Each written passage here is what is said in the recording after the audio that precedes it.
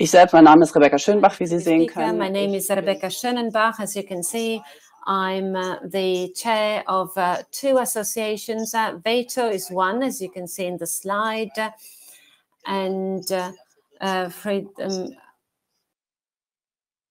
I come as a background. I'm specialized in the fight against terrorism and terror financing. And this association, we and I receive a lot of questions from Islam women. I am a certified expert in Islam finance.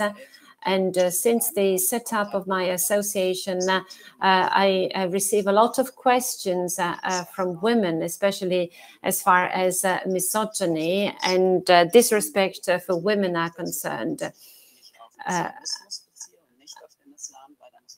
I will focus on Islamismus and not on Islam. But in this lecture, we will focus in particular on the extremist form, so far-right and Islamistic radicalization. Now, let me start. You see the agenda. I prepared some agenda so that you do not have to focus on my face all the time. You can have a look at the slides at the same time. This lecture will also be published on paper, and you will have the chance of reading the lecture, reading the paper, and have a look at the literature and the sources. First of all, as far as classification is concerned, the previous speaker talked about radicalization, in particular focusing on gender-specific factors, and this is usually the viewpoint which is taken. There is very few research on misogyny as a radicalization factor.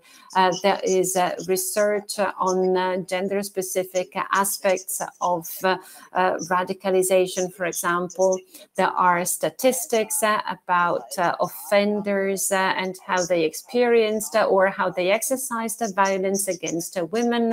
Also for extremism, there is a great overlapping, and so research has been focusing so far and since 2019 on extreme right factors, and very few research studies were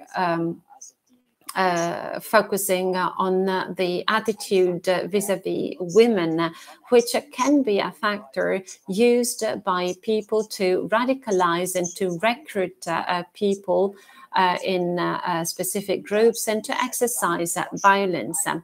Within the framework of this research, both for those who are far-right and those who are in the Manosphere and who can be considered as Islamistic groups, the word misogyny is not classified. Many people talk about structural violence against women, and all forms of violence are included, especially the violence committed by partners and violence at the workplace and so on and so forth. But there is no political definition of misogyny or disrespect or hatred for women as a political phenomenon. There is no standard definition. So in my presentation, I will define misogyny and hatred against violence as an attitude, political attitude and action that dehumanizes women, deny women from their humanity and their human rights. And the ultimate goal is to deprive them of their legal equality. And these political definition and this political goal, depriving women from legal equality, is an extremist strategy, both from far-right extremists and from Islamic extremists. So this is a definition. So what you have been hearing is great, but has nothing to do with misogyny as a radicalization factor that can be used for radicalization. We have two great spheres I will focus on. On the one hand, we have Manosphere, and on the other side, we have Islamism. So Manosphere is an area where men who focusing on men who go their own way. There are Christian fundamentalists who focus on the purity of blood, and there is a great kingdom that can be defined as Manosphere, and the main element in there is a hatred vis-a-vis women.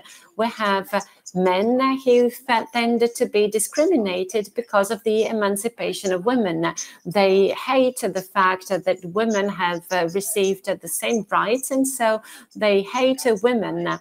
And this entire area can be defined as a Manosphere. The central element is a hatred vis-a-vis women, as I said, but they have a completely different picture. They tend to acquire many extreme right elements, but they do not focus on the same goal as Islamism.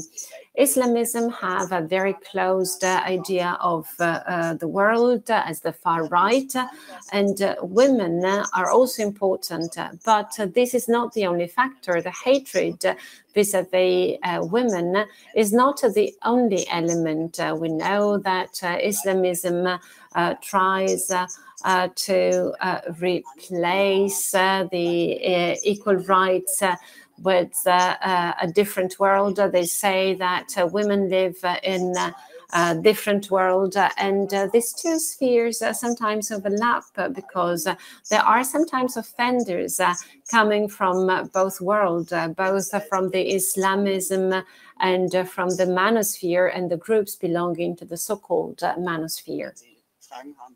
If you have any questions, you can, of course, post them, and we will discuss them afterwards.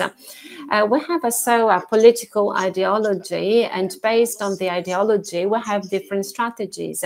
In the Manosphere, there are individual men who have been established a deeper network since 2019, and the peak are attacks, terror attack. They tend to meet in chats, in forums, online, and also offline.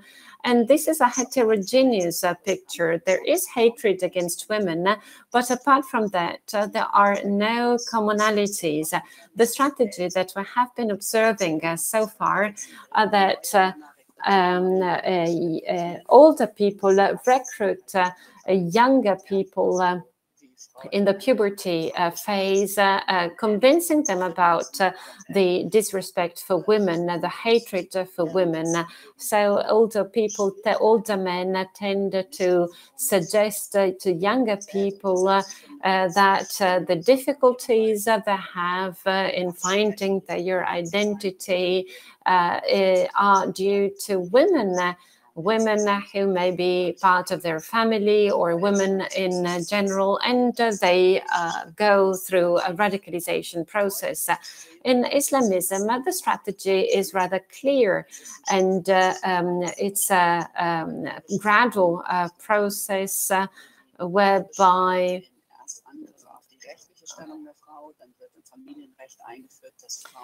women are considered as having lower rights than men in families, in the society. They cannot travel on their own. They must be accompanied by men. They cannot study. This is the first step. The second step is the exclusion from the social life through sexual attacks, for example, through the stigmatization of women who are part of the public society. They have to be closed in closed spaces, thus becoming invisible. And the third step are attacks against all the women who are not ready to accept the Islamist rules. You may remember the attacks in Bataclan or at the Ariana Grande's concert.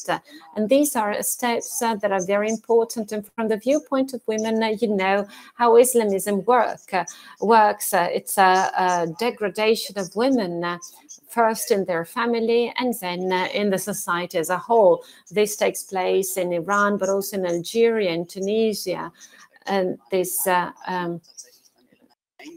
in the 70s, women were not treated as today, but then with the arrival of the Islamism, the situation has changed. So it's a process which is made of steps. And in the Manosphere, instead, we have no ultimate goal, no general goal. The question that is often considered in radicalization is the following.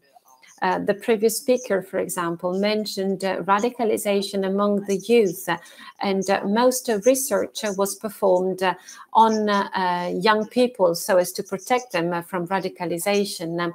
But we have a different radicalization processes between younger people and adults, and there are different elements to consider. Of course, they are very close to one another. If you consider the Islamic State, for example, we have mostly people at the end of their 20s who are, however, in very close contact to younger people. So they are still in their puberty and they haven't created their own identity yet.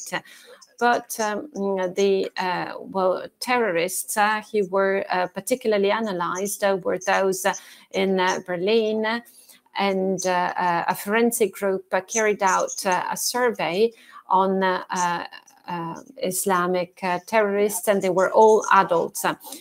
They pointed out that in this case, the radicalization scheme is different. It's a sort of norm-based radicalization scheme. These are people who are based on what they learned in families. So as you heard in the previous presentation, this is not congenital. They had problems with the authority of their father. They may have experienced violence, and they also had conflicts with the authority of older people, especially their fathers.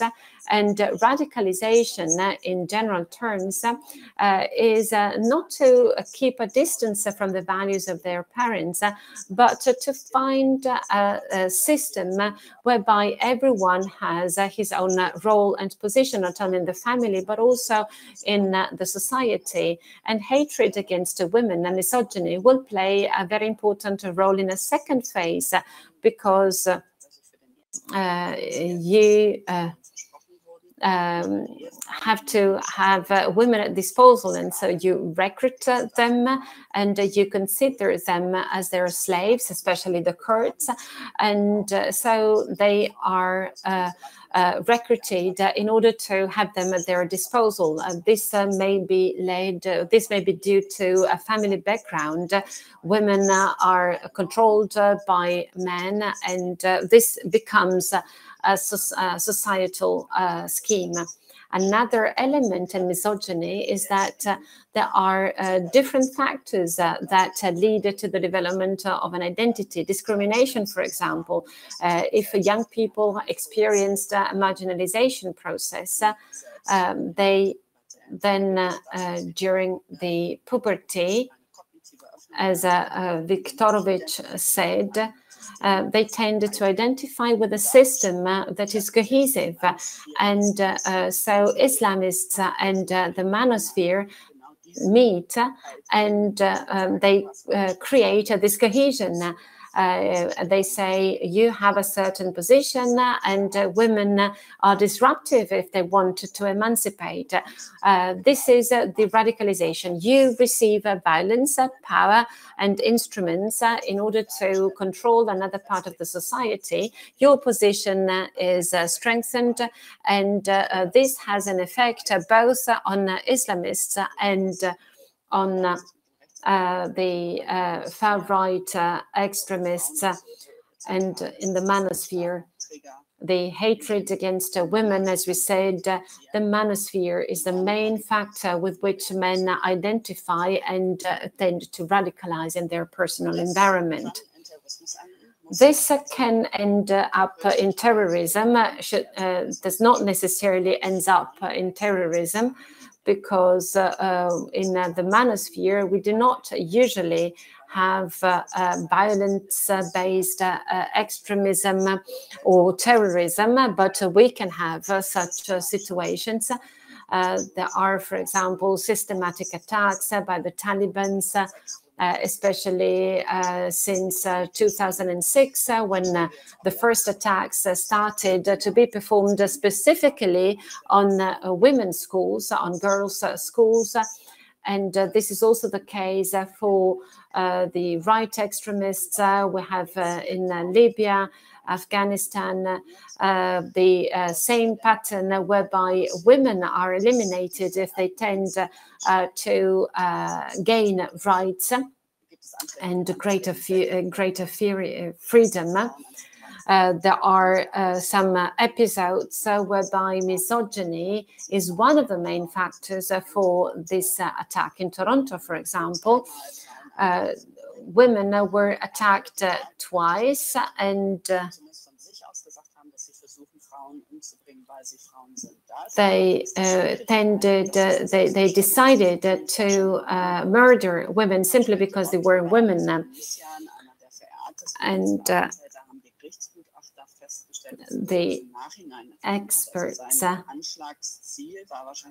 said instead pointed out that in the first place the attack was an amok, and only afterwards at court the judge realized that the hatred against women was not the main reason for the attack. So it's so difficult to understand whether the hatred against women is the real factor for an attack or simply an element for publicity, because these people in the internet become very popular if they are perceived as misogynic. And well, the ideology is the one as described. So they want to reject women both as political elements and in society, and that's the reason why they tend to attack girls' school or meeting places for women, for example. And that's the reason why in Kabul, for example, women radio was bombarded. There are research papers, but very few on misogyny. So there is a blurred distinction between misogyny and traditional sexism, and there's no standard definition of misogyny as a political instrument, no systematic analysis.